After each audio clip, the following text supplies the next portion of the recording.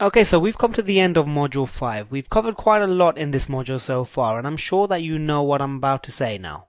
Review. Make sure you go over everything we've covered in this module because this is the basis of how you're going to make money in the Forex. So you need to know this strategy inside out.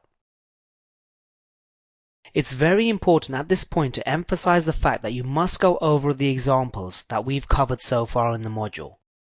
And look at market charts to look for strategy 1 trades. Look for as many as possible. When you are actually trading in the Forex, you need to make sure that you have the confidence to carry out the whole trading process, and this will only come with practice.